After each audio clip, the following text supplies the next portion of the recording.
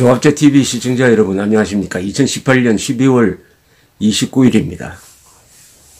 오후 12시 17분입니다.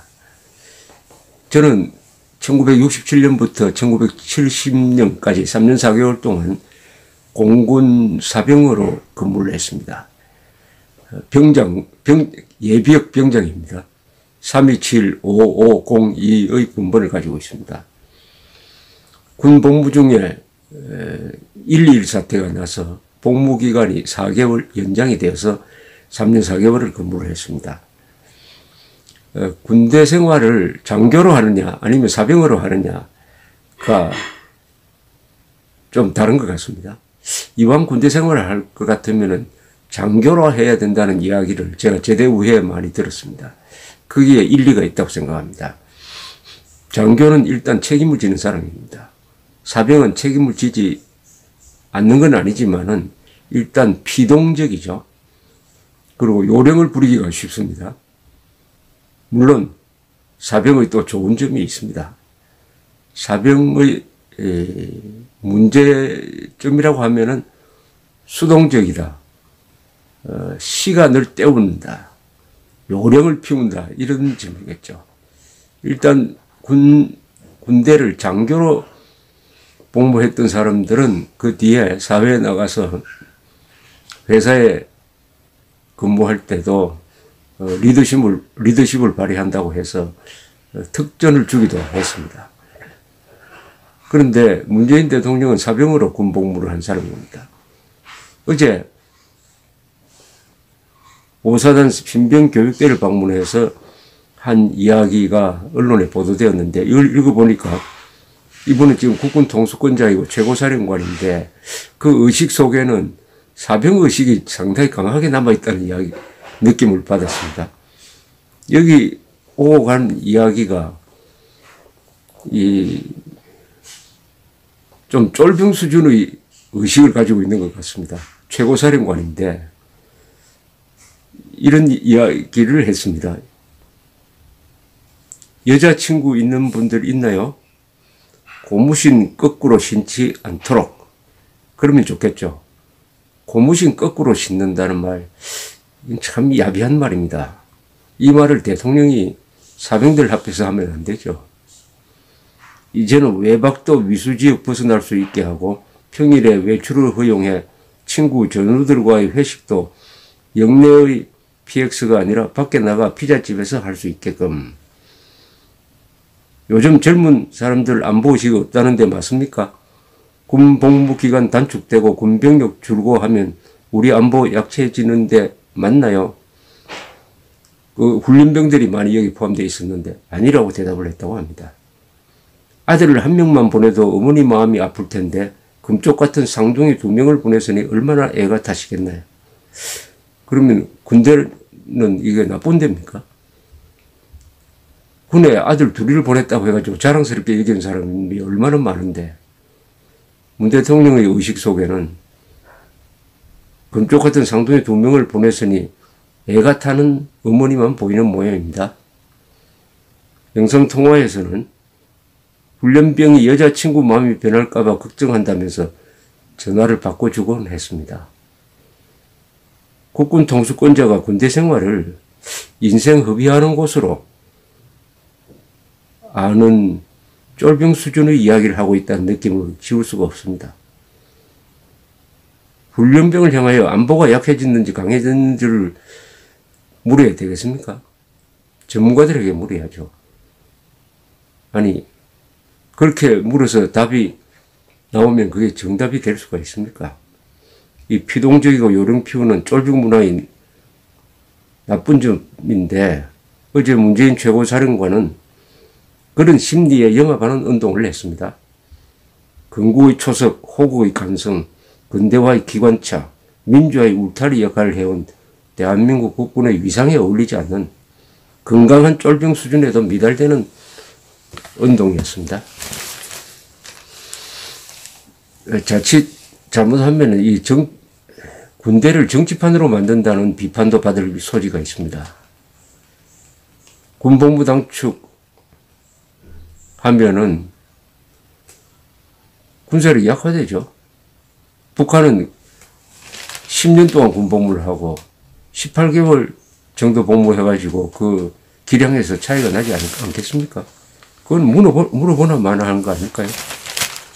사병들한테 안보의식이 약한, 젊은이들 안보의식이 약하냐, 아니면은 군복무 당축이 전력을 약화시키느냐 마느냐를 물어보지 말고 전문가들에게 물어봐요. 양욱 한국국방포럼 WMD 대응센터장. 제목이 뭔지 아십니까? 기부 대신 좌절을 북에 주어야 진짜 평화가 온다. 문재인 대통령은 이 시론을 꼭 읽어봐 주시길 바랍니다. 제가 대신 읽어드리겠습니다. 양욱 씨. 이달 초순 전국 100여 개 대학에 나붙은 문재인 왕 시리즈 대자보는 문재인 대통령의 주요 정책을 반어법으로 풍자했다. 이 대자보는 현 정부의 안보정책을 한미연합 훈련 중단, 비핵화 없이 제재 완화를 추진해 나라를 북한에 기부하는 기부왕 문재인으로 묘사했다. 촌철살인의 이 표현에 표류하는 대한민국 국방의 현주소가 압축되어 있다. 2018년은 우리 군의 실현의 한 해였다. 국방개혁에 의한 병력 감축에다 기무사 개헌문건 논란 같은 정치적 소용돌이가 겹쳐 바람잘 날이 없었다. 과거서 청산이란 이름 아래 국방부는 사상 처음 5.18과 관련해 2명의 장관이 각각 사과했고 해방정국의 좌익폭동이었던 여순 반란 사건에 대해 송영무 장관이 유감을 표명했다. 검찰의 개헌문건 수사 과정에서 전 기무사령관이 자살하는 일도 벌어졌다. 북한에 대해서는 시종일관 양보의 연속이었다.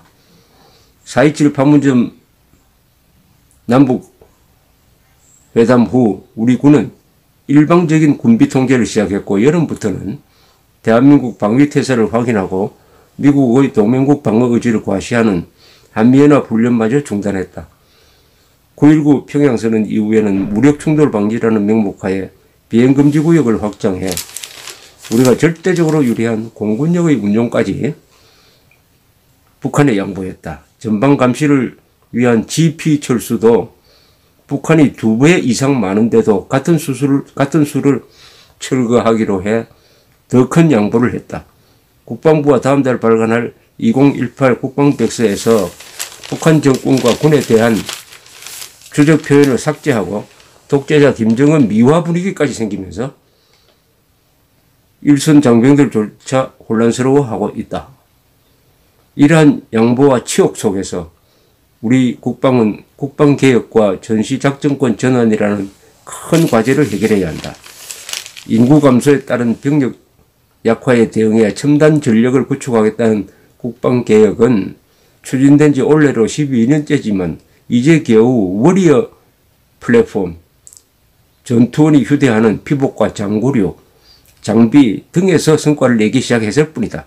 현 정부가 임기 내 실련을 호언하는 전작권 전환의 경우 적의 움직임 파악에 필수적인 전략적 정보 감시 정찰 능력과 독자적 전시 군수 지원 능력, 첨단 지휘통신 체계가 우리에게 전무하다. 한미연합 사령관을 한국군 장성이 맡는다는 감투를 제외하면 알맹이가 없는 게 현실이다. 전쟁은 통상 공격자가 방어자보다 3배 이상의 전력을 준비해야 하는 법이다. 현재 북한군 병력은 128만 명이지만 우리 군은 50만 명으로 줄여야만 하는 상황이다. 2022년이 되면 북한 육군 110만여 명이 한국 육군 38만여 명으로서 북한 육군 110만 명에 한국 육군은 38만여 명으로 3대1의 병력 격차가 생긴다. 이런 와중에 우리 군은 북한군의 남침을 막는 대전차 방어벽과 기계와 보병사단들을 줄줄이 해체하고 부족한 병력을 보완하는 기동전력은 약화시키고 있다. 실제로 기동군단의 추가 창설이 좌절되었고 적의 중심을 흔드는 특임 여단 예산이 삭감되었다. 또 미군의 지원 없이 독자적 타격을 위해 필요 불가결한 전자전기는 도입조차 못했고 공수작전을 위한 대형 수송기도 오리무중이다. 새 우리 안보 환경은 더욱 어려울 것이다. 답보된 남북 대화가 갑자기 진전돼 당장이라도 김정은이 서울에 올 수도 있다. 심지어 그 자리에서 김정은의 입으로 비핵화를 약속할 수도 있다. 그러나 적장의 말을 그대로 믿는 어리석은 지휘관은 패배한다는 게 역사의 교훈이다.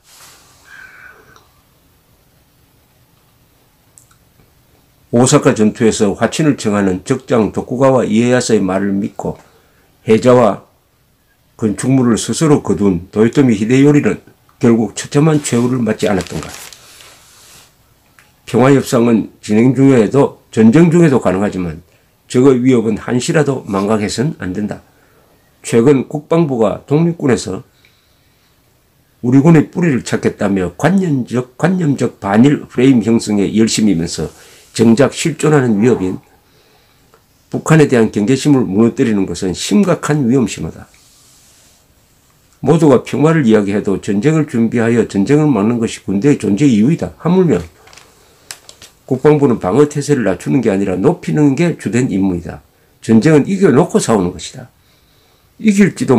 질지도 모르는 능력으로는 전쟁을 막지도 못하고 전쟁이 발발해도 승리할 수 없다. 그래서 2019년 대한민국 국방은 적에게 좌절을 줄 수 있을 정도로 적을 압도하는 능력 실현에 초점을 맞춰야 한다. 그럴 때 한반도에 진짜 평화가 올 것이다.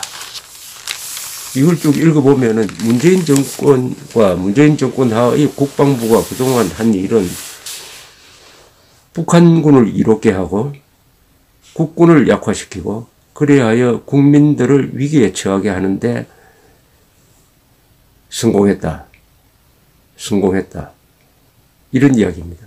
사사건건 김정은에게 유리하고 대한민국 국민에게 불리한 일만 골라서 하고 있다.